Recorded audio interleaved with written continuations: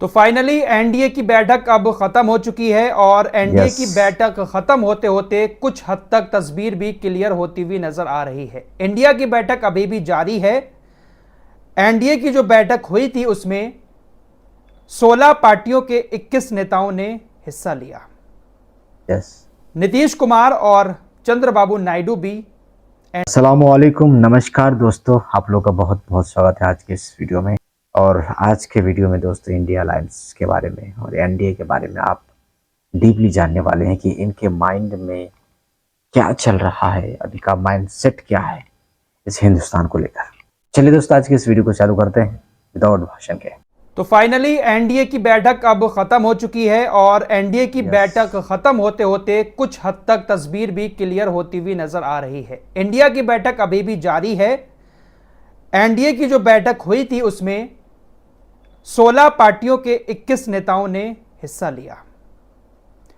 नीतीश कुमार और चंद्रबाबू नायडू भी एनडीए की बैठक में शामिल हुए और सभी नेताओं ने पूर्व प्रधानमंत्री श्री नरेंद्र मोदी को अपना नेता चुन लिया है।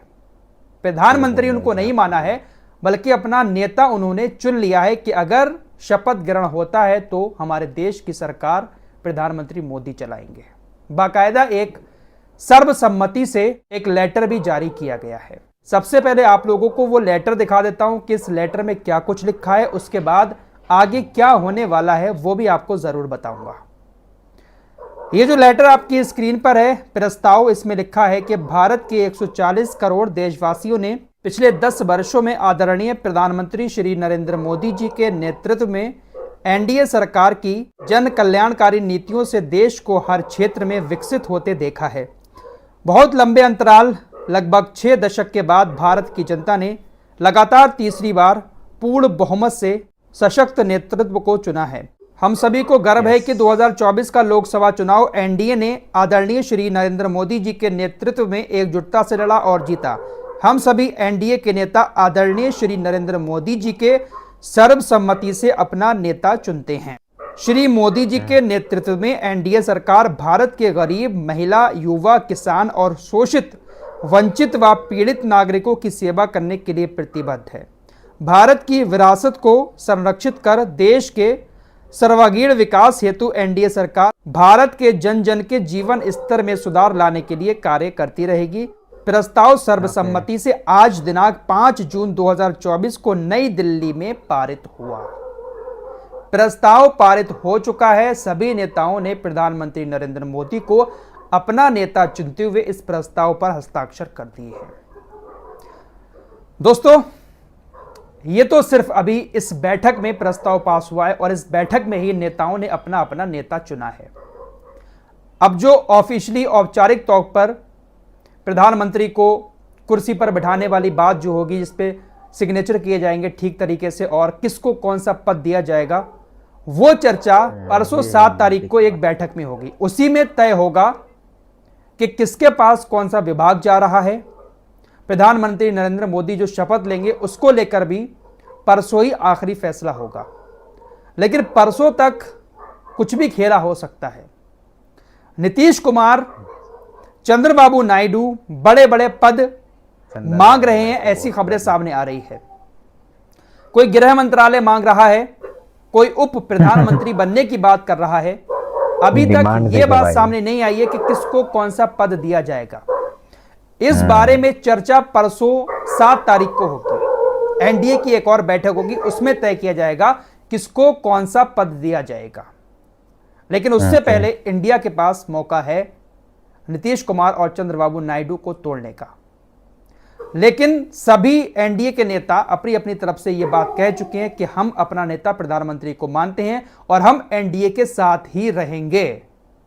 अब कौन कौन से ऑफर इन लोगों की तरफ से, विपक्ष के नेताओं की तरफ से मोदी जी के सामने रखे गए हैं और उस ऑफर को अगर मोदी जी कबूल करते हैं तो क्या उनके जो दूसरे नेता हैं, जैसे अमित शाह इस वक्त गृह मंत्री हैं, अगर चंद्रबाबू नायडू ये कहने लगे कि हमारा एक सांसद या हम खुद गृह मंत्री बनेंगे, या नीतीश कुमार कहने लगे हम गृह मंत्री बनेंगे या रक्षा मंत्री बनेंगे, तो क्या अमित शाह मान जाएंगे?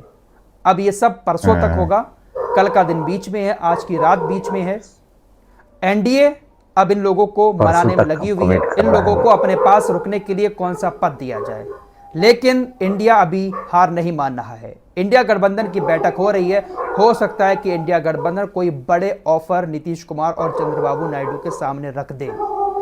ऐसा ना हो कि प्रधानमंत्री को कुर्सी से हटाने के लिए इंडिया गठबंधन प्रधानमंत्री का डायरेक्ट ऑफर नीतीश कुमार को दे दे और उप प्रधानमंत्री चंद्रबाबू नायडू को बना दे। कुछ भी हो सकता है, राजनीति में हर कुछ संभव है। भले ही अभी इन लोगों ने प्रधानमंत्री को नेता मान लिया है, लेकिन कुछ भी हो सकता है राजनीति में जब तक आखिरी बॉल ना डल जाए।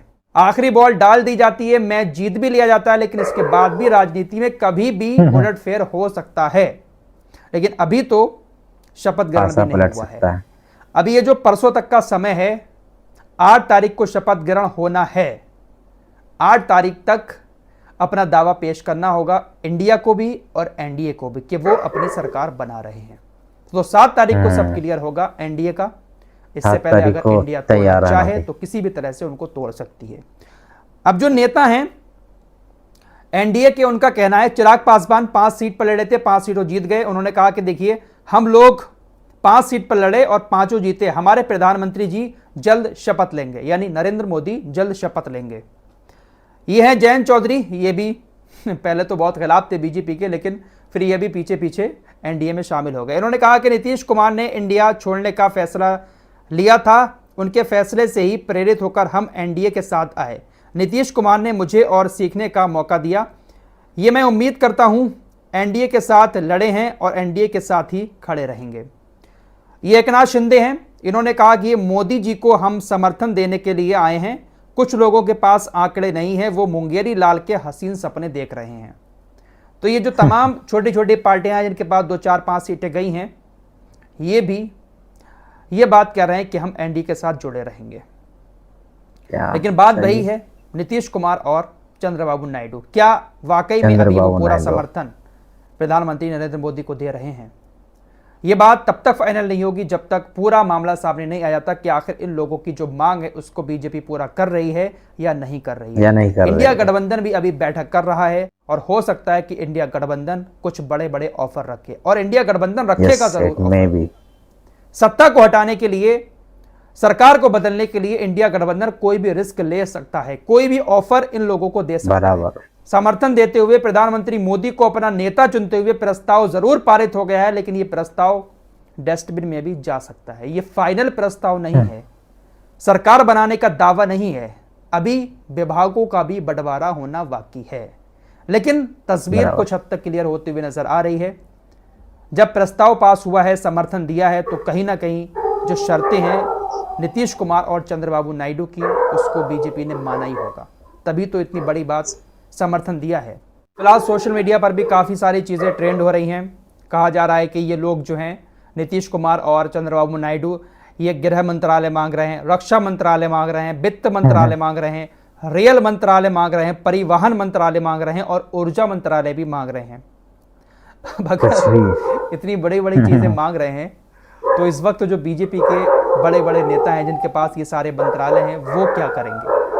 क्या वो मान जाएंगे? क्या करेंगे? और अगर इनकी शर्तों को मानकर वो लोग अपना पद छोड़ देते हैं, तो आने वाले दिनों में काफी फूट पड़ सकती है बीजेपी में, क्योंकि भाई बड़े बड़े पद पर बने रहने के बाद छोटे पद पर आ जाना किसी को शोभा नहीं देता है, किसी को ये बर्दाश्त नहीं होता है। लेकिन सरकार बनानी है तो शर्तें इन लोगों की सारी माननी पड़ेगी।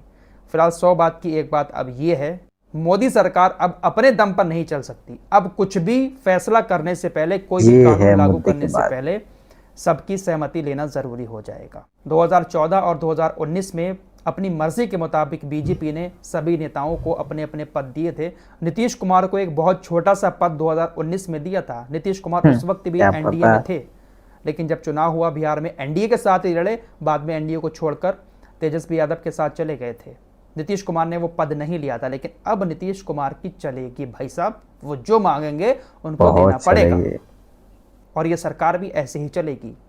कोई भी कानून पास करने से पहले अब इनके सामने भी उस कानून को दिखाना पड़ेगा, पारित करने से पहले इनके भी हाथ पैर पकड़ने पड़ेंगे, इन सभी पार्टियों के बराबर, तब कोई कानून बन पाएगा। फिलहाल इस वक्त की यही लेटेस्ट अपडेट थी। एनडीए की बैठक हो चुकी है और नेता मान लिया गया है। अगर सब कुछ ठीक रहता है तो 8 तारीख को नरेंद्र मोदी ही प्रधानमंत्री की एक बार फिर से शपथ लेंगे, और अगर इंडिया इन लोगों को तोड़ने में कामयाब हो जाता है तो फिर मामला और फंस सकता है। 2 दिन बाकी हैं, देखते हैं क्या होता है।